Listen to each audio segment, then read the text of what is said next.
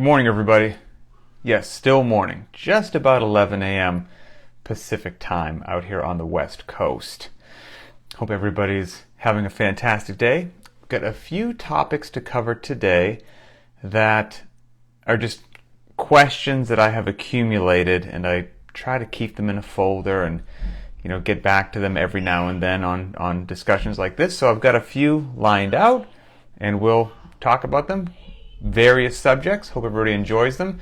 And then at the end, I will let you know what the first Linchpin challenge is going to be. It's going to be here in a couple weeks. Oh, my daughter's screaming at the door. I don't know if you could hear that.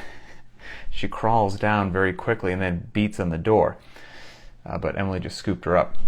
Anyway, so I'll let you know what the first Linchpin challenge is going to be. And I've got the t-shirt next to me that I had printed to make sure it came out in an acceptable manner. It looked how I wanted it to look. It does. It's really cool. So I'll show you the t-shirt as well so you can see what you'll get. And I will say this. Somebody has guessed correctly what the first Linchpin challenge was going to be. As a matter of fact, I think 2 people have guessed correctly. There's been a whole bunch of guesses because I said the first challenge will be something quintessentially Linchpin, which, our ethos is that we do what's effective, not what's popular. And this first challenge will personify that. And there's a couple people that they nailed it, so I'll give credit where credit is due. Let's have some fun. Sorry, I'm still sipping my coffee. It was a 4 a.m. wake up, thanks to the little girl. Nobody cares, right? Sometimes you wake up earlier. All right, first, this is a question a while ago I saved from somebody named Justin K. And Justin said, or he asked, how do I deal with a gym that won't let me drop weights from traditionally acceptable heights? Or how to push myself in a gym like that? For example, I was doing heavy cleans today. I dropped the weight from less than shoulder height, and I was told not to do that for insurance reasons. That's what the gym said. They're on the 3rd floor of a shopping complex. I cited that I was dropping it for safety purposes for myself. That's a fair point. And I was using bumper plates. I was on an Oli platform, and it was padded. So I'm afraid I won't be able to push myself comfortably since, you got to drop weights if they get heavy. Fair question. I know there's plenty of people dealing with that similar sort of a situation. I don't have amazing input on it, but I'll tell you what I think since you asked. If you can't drop the weights, and that's the policy of the gym that you go to, I'm sorry to hear that, but unless you can change the policy, you're kind of stuck. Unless you've got a rich uncle and you can buy the gym. But other than that, it sounds like you need to stay at that gym and not drop the weights, or you need to leave and find a different place to work out that you can drop the weights. Whether that's in your home, apartment, condo, whatever it happens to be with crash pads, or if that doesn't work, another gym in the area that allows you. But I'm going to go ahead and assume that you're staying at this gym and you're not going to another gym because you can't. There's not one in the area that it's kind of this or nothing. That's the sense I'm going to get. So if that's the case, the answer is rather simple, which is you're not going to be able to drop the weights. But here I think is the other part linked into that. Obviously, in an ideal world, would you be able to drop the weight so that you could snatch as heavy as you want it to go and then just drop it from overhead? Clean and jerk as heavy as you want and then drop it from overhead, right? At a loading that I have to assume most of us want to drop it from overhead because lowering it back down to the front rack position feels bad on our joints or feels unsafe, or it's just too much jolting to the body. And so you want to drop the weight. So if you're not allowed to do that, okay, that's the policy. Well, we only have one thing that we can do beyond that, right? Is you're going to have to be working out and operating and lifting at a loading that you can control the barbell, that you can lower it back down. So, let's just say, I'm just going to throw random numbers out there. I don't know what your numbers are, right? Maybe you can, if you have 225 pounds in the front rack position because you cleaned it, whether it's a power clean or a squat clean, you don't feel good maybe lowering that weight back down to the hang and then setting it back down on the ground, maybe that feels bad for you. Again, let's just say 225 is what feels bad. Maybe you can do 185, right? Like that's your upper limit of what you can actually lower back down to the hang, place back down on the floor in a controlled deadlift without having to drop it from the front rack position. Play the same game with whatever the weight is overhead. In an ideal world, would you be able to just hit that 225, whenever you wanted to, because hitting your top end stimulus is going to be so beneficial for your fitness? Of course, but that's not the situation that you're in. So then the question becomes, will you still be able to get fit at 10% less, 15% less, 20% less, whatever that percentage less is from your top end that you can safely lower? And yes, you can. Is it ideal? Absolutely not. But if it's that or nothing, you're going to be infinitely better working at a reduced loading and maybe bumping up the rep range than just saying, well, I'm not lifting again anymore because I can't drop the weights. So I wouldn't go with an all or nothing. It's sad that you're in that situation, but you're still going to be able to achieve a lot of fitness. And so let's say the workout of the day was 7x1 squat clean, and like I said, you're not going to be able to go top end because you can't drop it.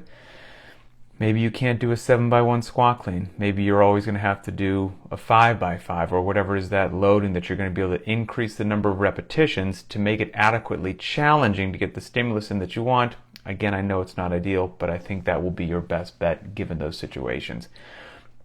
And again, not ideal, but you might be able to do some other things like using dumbbells. Like a lot of times you can use a dumbbell loading that's less than what you would do with a barbell loading for various things like clean and jerks, one-arm snatches, things like that, and be able to control the dumbbells, and as unwieldy as they are, at a reduced loading compared to the barbell, still won't be shortchanged. You'll be able to, get them back down to the ground quietly. So I would consider doing some stuff like that. But sorry that you're in that situation. Next topic that I wanted to get discussed was from Linda B. And Linda says, what are your thoughts? Let me bring this one up to a better position so I can read it here.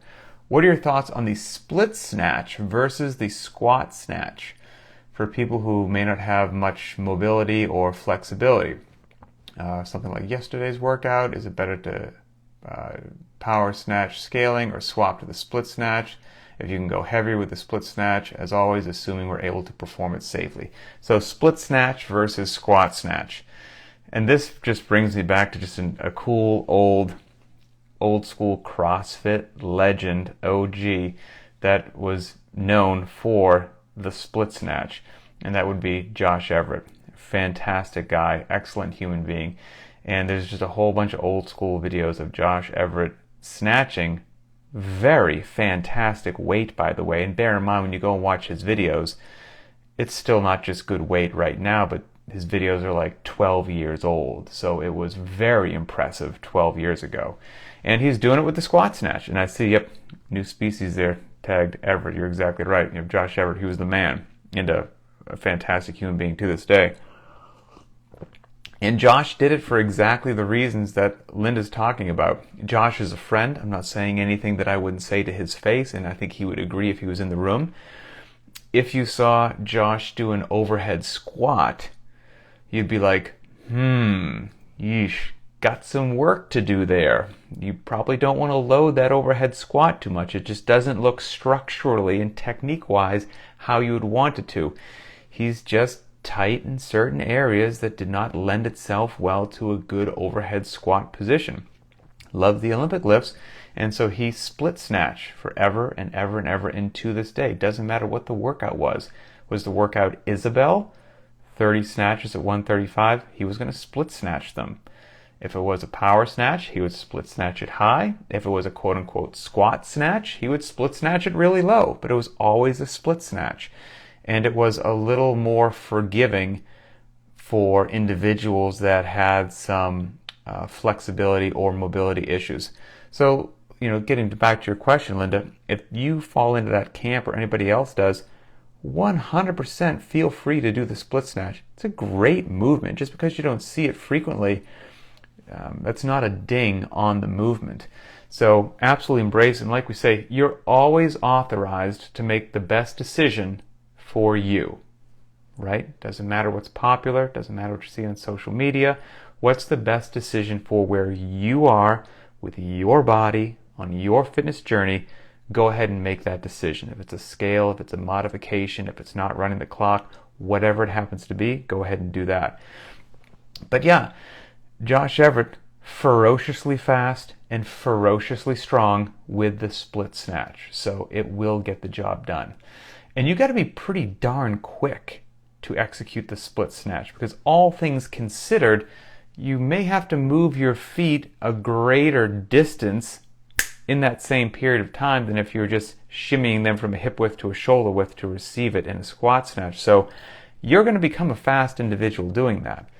Now, if we've got somebody that has the flexibility to do whatever position possible, well, you're going to see more people doing the squat snatch as compared to the split snatch, because for most people, under most circumstances, most of the time, right, there could be somebody out there that this doesn't apply to, they're going to be able to get deeper with more load overhead with that squat snatch, and it transfers to other things like the overhead squat. But yeah, and the cycle time is faster. So if you are doing a workout like Isabel, for example, and the goal is to do 30 as quick as you can, again, assuming that you're moving well, you have good technique, it's within your capability, like all those disclaimers that should be common sense disclaimers, let's just go ahead and assume those boxes have been ticked. Well, if somebody's doing Isabel with a squat, and let's go ahead, a power snatch with their feet just going from hip width to shoulder width, and someone's doing Isabel and they're split snatching every time, there's a whole lot more time needed to reset your feet back under before you lower the barbell back down and pull it again. And so over the course of 30 repetitions, most people are going to execute those 30 repetitions faster using the traditional snatch versus the split snatch. And so now if we just go back to, if those two people were clones, same height, same body weight, same lever length, the whole 9 yards, well then from a mathematical standpoint, the individual who does that same amount of work quicker has produced higher intensity. In general, that's a good thing. And so that's why you're going to see, if people can do both, the split snatch will be their second choice, not their first choice. But again, it just depends upon what works for you. So, great question. Okay. Next one I promised that I would get to was from Zachary P. So, this is a great question. I think this will appeal to a lot of people, and I'm going to give some references to go back and listen to. So after I say this, maybe you can jot something down on a piece of paper or some notes in your phone if you want to go back if this question resonates with you. So Zachary's question was, what made you program how you do now compared to how others do, where they have a periodized strength lift first, followed by a Metcon after that? The old classic lift first every day, then workout. I'm loving this style, and my lifts are getting better. Interesting. Crazy, right? Not lifting every day, and lifts are getting better. Sounds like witchcraft. And this happens all the time. If I had, again, $1 for every time I received this, came from a strength bias, came from lifting every day. I was worried about whatever going down. I can't figure it out. My lifts are going up. I'm not lifting as much, and my lifts are going up. This happens all the time. And I'm not just talking about novice lifters. If you've been lifting 1 or 2 years, you can almost do darn near anything, and just the fact that you're still working out, your lifts are going to go up. I'm talking about people that have been lifting 7, 9, 11, 14 years, experienced lifters that have lots of rep under their belts, now are lifting less and their lifts are going up, and they find that confusing, and I adore that. And that is all intentionally part of what we do. So here, we've done a lot of Linchpin Conversations, and they're all just intended to get knowledge out there. It would take quite a while to go back and listen to them all from day one, but if you did, you would have a tremendous education on functional movement, strength and conditioning principles, why we do what we do, scaling the whole 9 yards. But I fished some out there that I think work well for Zachary's question. So here they are, and if you're interested in them, you should check these specific episodes out. So here's the notes that I took for you, Zach. Did the leg work for you? Most recently, Linchpin Conversations number 278. We covered extra lifting in that episode. Episode 273 was about extra lifting. Episode 166, somebody asked almost the exact same question. Let me go ahead and scroll down to that one so I can actually read that one because I got a kick out of how similar it was. That was 166. 166, somebody asked, we answered this, a Linchpin member asked, how is it possible that his major lifts are improving even though we only go heavy once a week? His old gym lifted heavy every day. Now he goes heavy only once a week and his lifts are still going up. How is this possible? So, a question as old as time. So that was episode 166. Check that out. If you want to geek out a little bit more, episode 133, we talk about programming phases, structures, and cycles. Episode 125, told you we've covered a lot of good stuff here. Episode 125, we cover push and pull templates versus body part splits, periodization, strength and skill cycles. Episode number 113, we cover respecting the heavy days. And way back in episode number 42 is entitled Extra Lifting is Not What Most People Need to Improve Their Fitness. So, once again, episodes 278, 273, 166, 133, 125, 113, and 42. That will be many hours of enjoyment of listening to that. Okay, one more topic, and then I'll tell you about the upcoming Linchpin Challenge, show you the t-shirt, which is just off camera right here, just teasing you, and we'll go ahead and sign off. All right, this last one is from Steve T, who came over to Linchpin after a background of powerlifting, which is awesome. We've got a fair number of powerlifters that have come over. So Steve T says, coming over from low intensity, steady state, and powerlifting, is it worth adding in things like bench press once a week or just follow the program as is? Great question. So this is one we have answered before as well. So Steve, I'm going to point you to Linchpin Conversations number 254, which covers why we don't bench press more often than we do. But in general, here's just another short answer as well. There's also, we've done an episode on this, want versus need. Okay, you may not need to do some things, but you may want to. So here's the deal. You're on planet Earth for some finite amount of time, right? Let's not get philosophical and all that. And then poof, you're gone. Try to enjoy yourself while you're here. Try to be a good human as well. Don't just live like a pirate. But you got to enjoy yourself. So if you love, fill in the blank, I don't care what it is, bench pressing, dumbbell kickbacks for your triceps, I don't care what you like. You love it, brings you joy, makes you smile. When you walk into the garage, it just makes you happy to be alive.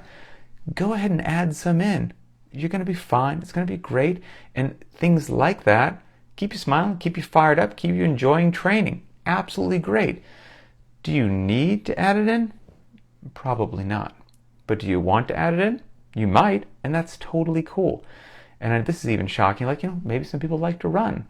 Want to do a little extra running? You won't lose your gains. Do a little extra running. You'll be good to go. Do you really love strict pull-ups? Do some extra strict pull-ups. You'll be fine. Whatever it happens to be, have fun. We're just working out, everybody. If people just want to make it into something more than it is, we're just working out. Have fun. Keep a smile on your face. Have a blast. So, Steve, yes, I would recommend you listen to Linchpin Conversations number 254. Okay, with no further ado, let's get to the first darn Linchpin Challenge. I'll let you know what it is, when it's going to be. The first Linchpin Challenge, the 4-day block that it's going to take place, is coming up soon. As we record this today, it is August 9th, Tuesday. The first one is going to be Friday, August 19th, so that's just 10 days from now. Friday, August 19th, to Monday, August 22nd, that 4-day window. Friday, Saturday, Sunday, Monday. You can, submit your scores during that time. Registration will actually open up the Monday prior to that. So again, it goes live on August 19th, but on Monday the 15th, that's when the registration will open up. You can sign up, take a t-shirt size, do all that good stuff. But yeah, so August 19th to the 22nd. Here's what it is. And I see Nick saying Linchpin Test 13, which is coming eventually, but it's not the first one. The first one is 4-time 5K run. Couldn't be simpler. Not a barbell in sight. Effective, not popular. Run a 5K. At Linchpin, we don't care what fills the gym with people all the time because this is what we love to do. What works? And we don't shy away from what works. It's a 5K run. And I say 5K run, cover the 5K however you want to. You want to walk it because that's where you are in your fitness journey? Walk it. Jog, run, a mixture of all three, doesn't matter to me. And then note down whatever your time is, right? And then maybe a year from now, when we repeat this, because my goal is to do one a month, well, it'll be a little bit more than a year, because we're going to do this 5K run for the first one. Then we're going to start next month the Linchpin tests. There's 14 tests. So this 5K run plus one Linchpin test a month, I guess that'll be a 15-month cycle. So this 5K run should come up again 15 months from now. So then what you'll get to do, if you do it again 15 months from now, is compare your time this year in 2022 to however you do 15 months from now. And that's a really nice period of time for you to make some gains. Let me show you the shirt. Okay, that's probably what everyone's sticking around for. If you're listening to this after I make it into an audio format, you're going to have to go to our YouTube channel and find this episode and see it. But let me show you the shirt. We're doing something really cool with the shirt that I haven't seen done too much, and this is what took me some time to really work it out, thanks to the BTWB team as well, who made this possible. Okay, so here's the shirt. Okay, so now bear in mind I'm doing this on I got my iPhone flipped around, right? So the text is going to be backwards. My apologies. So what you're seeing, it's backwards. But here's the shirt. It's simple. It just says CrossFit Linchpin. It's got the Linchpin on it, and it says 5K run. And then under it says effective, not popular. Just that, right? But here's the cool thing. Everybody who signs up and does the run, and I don't care what your time is, right? Doesn't matter. You don't have to submit a video. We're not pre-screening you for some mega competition. This is just something to do for fun as a global community. And it's you versus you. So you check your time 15 months later. It's again, and see how did you do. Everybody who signs up, your first name and the first letter of your last name will go on the back of the shirt. Almost like a concert, like a tour shirt. So everyone that did it, we're all going to be together on this. So now I'm going to show you the back of the shirt. Bear in mind, for testing purposes, we just ran 2 or 3 names and filled the back of the shirt with 2 or 3 same names just to see how it would look. How cool is this? Oh yeah. So it'll have the month and the year, August 2022, and then everyone's name on the back, first name, and then the first letter of the last name, all printed on there with a subtle linchpin going through it. Absolutely love how that came out.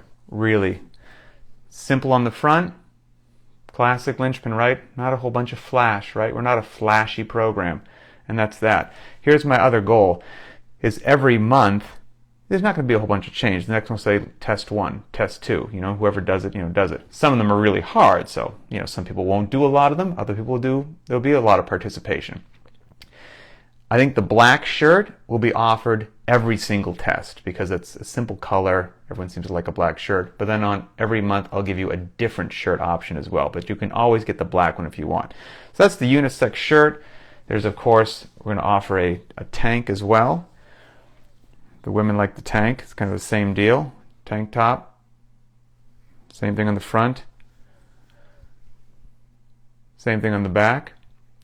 And then for this first one, the other color that I went with, which came out pretty well, is like a soft red. And so we got that. And then the back looks really cool on the soft red as well. And same deal, there's a tank with that same thing.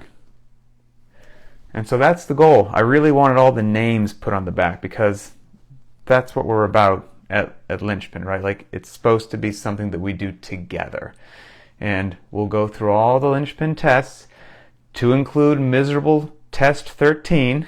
So that'll be coming up in about 13 months, so prep for that. And if you're not sure what that is, or you're not sure what all the Linchpin tests are, you can go to CrossFitLinchpin.com and then click on the tests, and you can read all the different tests. And I'm not going to request a video for any of them, right? And so that might be like, well, let's take the 5K, for example. What if so-and-so cheats on the 5K?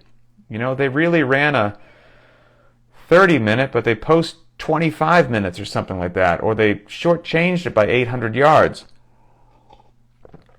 Well, then they're really weird, and they should seek out a psychiatrist as to why they do bizarre things. Whoop-de-doo. That's why I'm saying, like, it's cool, we're all doing this together, but it is just you versus you. You do your run on your pace, on your track, on your neighborhood. You log your score, your time, and then when it comes up later in the future, you do it again, and you're comparing apples to apples, and life's good. So that's it. Okay. Have a wonderful day. I'll keep everybody posted on this. And like I said, the dates are going to be Friday, August 19th through Monday, August 22nd.